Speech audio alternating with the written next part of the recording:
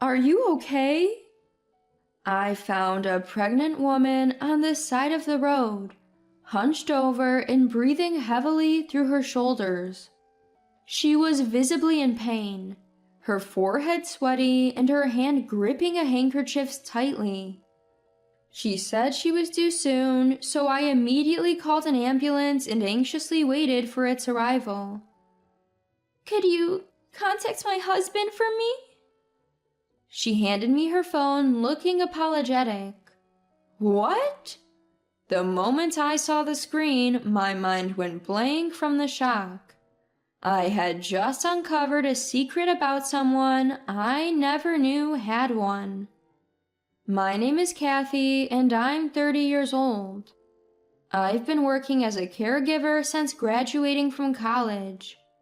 I married Kurt, a banker 2 years my senior, 10 months ago, after living together for about 2.5 years.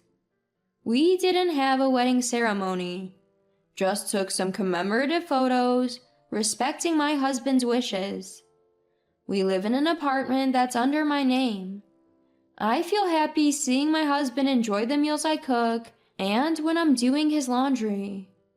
One evening, I found a woman in pain on the side of the road. I called an ambulance right away because she said she was due soon. Could you contact my husband? She handed me her phone while enduring the pain. The name Kurt was displayed on the screen, and it was the same as my husband's. I called her husband, feeling puzzled. Hello? Hi, your wife asked me to call you. She seems to be going into labor. Thank you. Is she okay? Yes, the ambulance should be here soon. The voice on the phone was unmistakably my husband, Kurt. He thanked me multiple times, not realizing it was me. After hanging up, I was confused but pretended to be calm. I can't say, but I'm worried. Could you give me your contact information? She immediately gave me her phone number. My name is Lily Moat. What's yours? Hearing her share the same family name as my husband, I was even more shaken. This family name is rare, so I was convinced that the pregnant woman's husband was my husband. I gave her my mother's maiden name, Highland, pretending to be someone else. After making sure she got into the ambulance, I returned home. My husband wasn't there, although he usually would be by this time. I tried to call him but couldn't get through. Soon after, I received a message from him. Sorry, I'm still at work. I'll be late. I knew something was off. It didn't seem like the pregnant woman was lying, so what on earth was going on? I sorted out my confused mind, but my suspicions about my husband only grew stronger. That night, he didn't come home and didn't respond to my messages. I'm drinking with my boss and colleagues at his house. It's going late, so I'll stay here tonight. With that, my husband abruptly hung up the phone. I know he's really at the hospital. Each lie made it harder for me to trust my husband, and I felt miserable. That night, he didn't come home and he didn't respond to my messages. This had never happened before. Doubts about my husband, whom I had never questioned before, suddenly flooded my mind. I'll uncover all your secrets. The next day, I had a day off, so I went to his supposed workplace, a bank. He was nowhere to be found. I asked a woman at the counter and she said, "No employee by that name works here." But he said he worked here. I left the bank, stunned. That night, my husband came home with my favorite cake. Sorry I couldn't come home yesterday. My boss was really persistent. It's okay, work commitments can be tough. I'm so glad I married you, Kathy. You understand. His words made my face tense up involuntarily. Even as I began eating the cake he bought to cheer me up, it didn't taste good. I snooped through his bag while he was showering. and found his business card. It listed a construction company, not a bank. He lied about working at a bank? I was too shocked to think and just stared at the card. How could my husband, who always seemed so kind, lie so blatantly? I wanted to confront him right away, but decided to gather more evidence. The next day, I called the construction company pretending to be a business associate. The woman on the phone said, "He's on paid leave. His wife just gave birth." I felt suffocated. What does that mean? I'm his wife. After hanging up, my hands were still shaking. I had no close friends to ask for more information. Aha! I thought of checking official records and headed to the city office. I'll find out the truth. But the woman at the counter said, "You can't get those records unless you're family." I checked my own records and found my maiden name still listed. So, legally, I'm single? The reality was too shocking. I felt weak and my heart raced. Then I remember the day we filed our marriage certificate. I wanted to submit the marriage certificate with him, but he was particular about the date we started dating. I had been busy at work and had entrusted my husband with filing it. I can't believe he didn't file it. I felt pathetic for believing him and furious at him. Then I called Lily, the pregnant woman. "Hello, this is Highland, who called the ambulance for you. Congratulations on your baby." "Thank you, but how did you know?" Lily's surprised voice comes from the other end of the phone.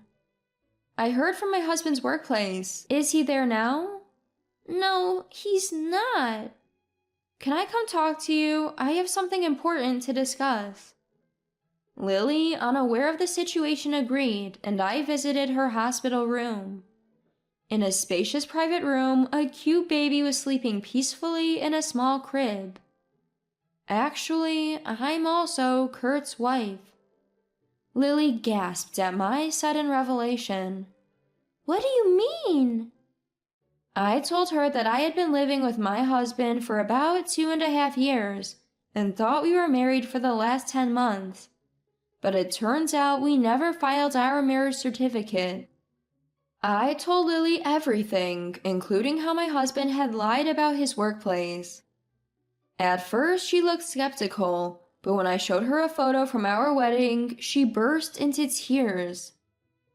After calming down, she began to share her story with Kurt. They had been married for 5 years, living with her parents, and he was a good husband who came home early to help with chores. But about 3 years ago, he started taking more business trips and didn't change his habits even when she became pregnant. He was there for the birth but hadn't visited her in the hospital since. "Recently, he's been acting strange and not answering my calls. I had no idea he was doing something like this. I'm sorry." I felt sorry for Lily. Her eyes red and choked up, and my anger towards my husband grew. "Don't apologize. I didn't know Kurt was married to you either. I'm sorry for causing you pain. It's all Kurt's fault." When I said that, Lily nodded strongly. Listening to her, it seemed everything I knew about him, except his name, was a lie. My regret and anger grew uncontrollably. Aha! I came up with a plan and proposed it to Lily. "That's a great idea! I'll help." From that day, Lily and I communicated multiple times a day. We shared when Kurt came home, when he left, and even the contents of our calls and messages with him. Unaware, Kurt continued his selfish lifestyle, lying to both of us. His nightly, "I love you," used to make me happy, but now it just gave me chills. As days passed, my affection for Kurt cooled, and I began to find him repulsive. Finally, we decided to execute our plan on his birthday. I rented a private room at a restaurant owned by an acquaintance. Lily lured Kurt there, saying they were celebrating. I waited in the room next door, preparing for the birthday party. He's just arrived. Let's make this a fun party. After receiving Lily's messages, I heard lively voices. Not only were Lily's parents there, but also Kurt's, whom he had claimed were no longer alive. I heard Kurt's surprised voice from the next room. You don't have to go to all this trouble. I wanted everyone to celebrate together. Plus, we can introduce our son. Fair enough. Despite his words, Kurt sounded pleased. Let's toast. Kurt, why don't you say a few words? I'm not good at this. His shy voice drew laughter from the crowd. Thank you for gathering for my 38th birthday. With the birth of my son, I'll work harder not just as a husband, but also as a father. Cheers. The sound of clinking glasses filled the room. Then the door opened and crackers popped, followed by a chorus of congratulations. I had also invited his co-workers for a surprise. His voice sounded surprised but happy. The biggest surprise is coming. Just wait. Haha. I lit the candles on the birthday cake I had prepared. As the room filled with cheerful chatter, the lights suddenly went out, and Happy Birthday to You began to play. Guided by the faint candlelight, I slowly approached Kurt and placed the cake on the table. Who's that? Instead of looking at the cake, Kurt squinted at me. Kurt, happy 38th birthday! Now blow out the candles! Urged by Lily, he blew out the candles. Applause erupted, and the lights came back on. At that moment, our eyes met. He jumped up as if he had seen a ghost. Why are you here? I came to celebrate your birthday. Isn't it natural for a wife to celebrate her husband? As I said this with a smile, his face turned pale, and the room fell silent. Wait, what's going on? Really? We should be the ones asking that, right? Exactly. Lily nodded in agreement with me. Realizing we were in cahoots, Kurt's eyes widened, and his mouth opened and closed in disbelief. Kurt, explain yourself. To us and to everyone here. He tried to escape but found my parents standing guard at the door. Seeing them, he stumbled and fell on his butt. Mom, Dad. You have no right to call us that. Don't even think about running away. Dragged back by my father, Kurt stood before everyone, tears in his eyes. My father-in-law grabbed him by the collar, demanding an explanation, while my mother-in-law cried. The crowd began to murmur as they grasped the situation. Kurt, showered in cold stares, remained silent. Finally, I confronted him. You said you'd show the marriage certificate, but you never did. You were already married to her, so you couldn't, could you? Not just that, everything you told me was a lie. I couldn't choose between you and Lily, so I kept both. You've got to be kidding. Kurt tried to explain, but his words were incomprehensible. Then Lily, who had been quiet, spoke up. What do you want to do now? I have a newborn son. I want to continue as we have been. Don't joke. You can't use our child as an excuse to choose me now. Lily presented him with completed divorce papers. He pleaded tearfully to stay with his child, but she refused. Then he turned to me. Kathy, let's start over. I'll file for divorce and we can get married. Like I would ever say yes. Please, Kathy. No, the man I married isn't you. I don't know you. I swear I'll never do this again. I can't trust you. He had no comeback and began to cry. I'll be seeking $20,000 in damages. Make sure you pay. Kurt looked away, and finally agreed to pay as he felt the cold stares from everyone. His coworkers left without a word, clearly disappointed. Surrounded by our families, Kurt apologized profusely, but no one forgave him. Lily and I exchanged a knowing smile at his pathetic state. Later, Kurt came to my house and rang the doorbell for a while, but I ignored him and he left.